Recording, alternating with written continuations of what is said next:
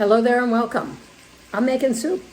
I have a very dear friend who is going through some intestinal issues, and so I said, let me make you some homemade chicken soup. So I'm doing that, and I'm loving it because I haven't made homemade chicken soup in a while, but the recipe remains the same. So let me take you to what I'm doing. So what is in here? I had a large yellow onion, about a half a cup of olive oil. I have 2 cloves of garlic. And remember, I shared in a different video that I love Dorat. So I have 1 of the cloves of Dorat ginger.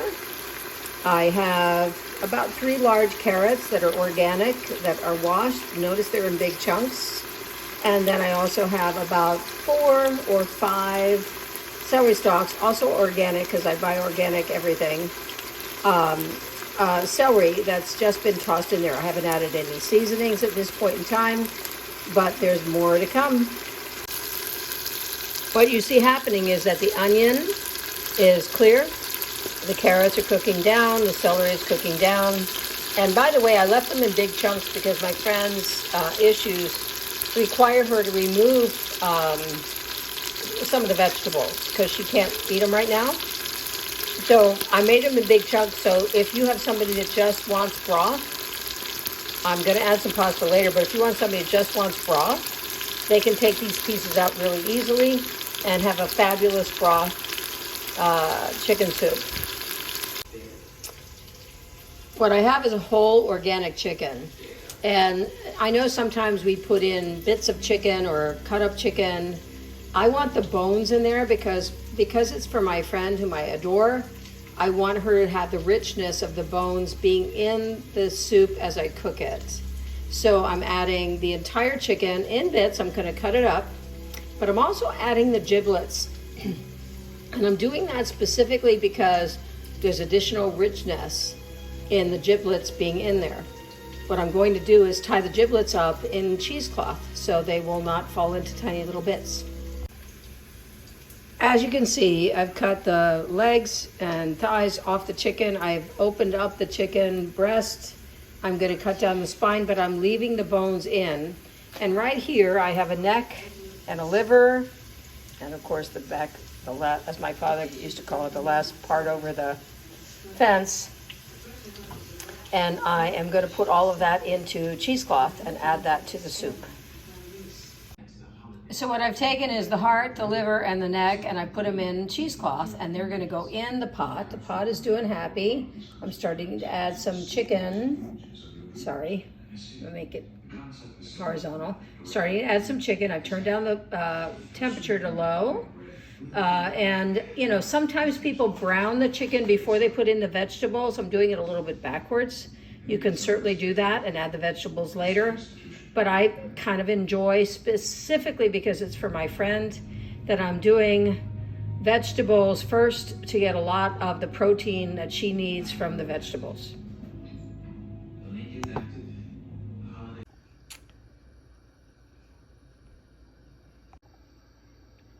I've added all of the chicken except the chicken wings because I'm going to eat those, guys. I've added the gizzards and the neck in a cheesecloth packet.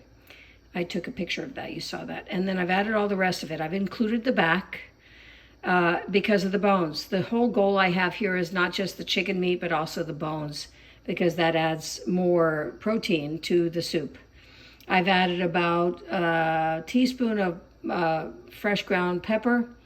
I have not added salt because my friend doesn't want to have salt because she can't use salted stuff. I've about a teaspoon of dill, a teaspoon of fresh thyme, and then I've added 2 large family size boxes of chicken stock, low sodium. Now, I use that because it's faster, but I'm also adding more water. So I will be adding another 2 cups of water to this whole thing because what's going to happen is it's going to just continue to cook down, which is the goal. So all the flavors come together. And before it's ready, I will pull out all the bones, all the things. And when you're looking at working with a chicken neck or a chicken back, they're little bits. So you have to be very cautious in making sure you get all of that out. As we get toward the end, I'm going to add ditalini, but only a little bit because my friend can't really eat too much other than broth. But I'm really excited I can give her some healthy stuff that is not coming from a can. Everything is in there, and I have set the temperature right now to medium in order to get things cooking along and starting to simmer. Once it simmers or even gets to a boil, I'm going to turn it down to let it do its slow kind of thing, period. Can you make, sorry, I said period like I was dictating. I do that all the time. So can you make this in an Instant Pot? Yes. I just didn't want to have my Instant Pot today, so I'm doing it this way. I've made soups for years. I love making soup. And of course, when I lived in the Northeast, there was nothing more wonderful than making homemade soup. So I have removed the back from the soup because the back will break down and make little back bits and bone and stuff. So I've been cooking for quite a while now, and I have removed the back just so I don't get too much of the bone. It's out in compost. And so as you can see, everything is cooking beautifully. And cooking down, as you can see the line right there. Can you see the line?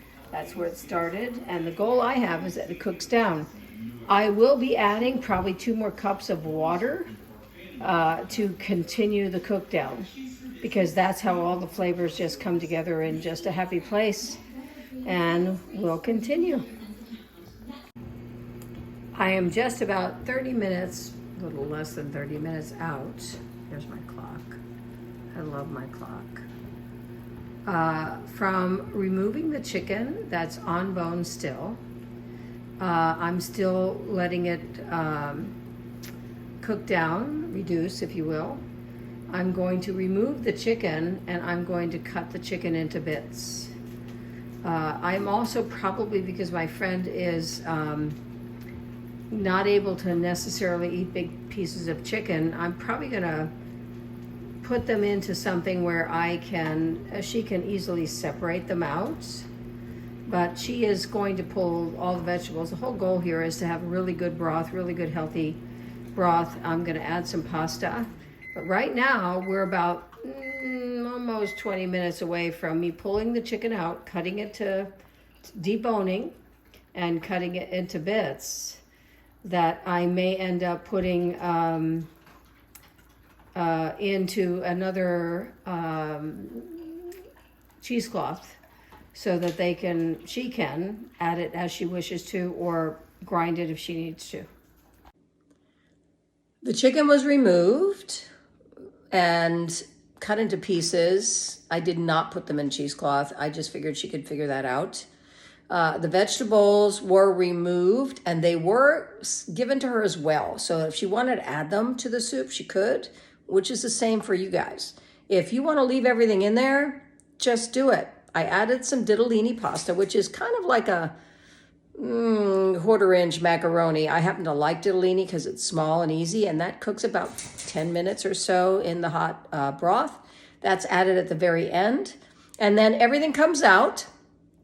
And when I serve this, I will share with you that one of my favorite things to do is in the bowl is I add about 3 or 4, that's not fair, maybe 2 or 3 teaspoons of fresh grated Romano cheese. I happen to love Romano cheese, and it just kind of cleans the meal up totally. Then, of course, you have to have some good bread and some good butter, and all of that is perfect. And I am happy to say, because I'd already done this for my friend, that it helped her a lot because it was fresh. And, you know, when you look at a chicken and you understand that all of those bits that you take apart, like if you open up the chicken entirely, there is stuff, just go with stuff, in there that creates richness that isn't there in a canned soup or even clearly a powdered soup, which is all pretend and chemical. And so this was fresh And my favorite part, which is the end of my video, is that it really helped her. She could feel better right away, and she loved every moment of it. So that made me happy as the cook. Enjoy. Chicken soup is easy. I really do believe it's kind of like medicine. I hope you love it. See you next time.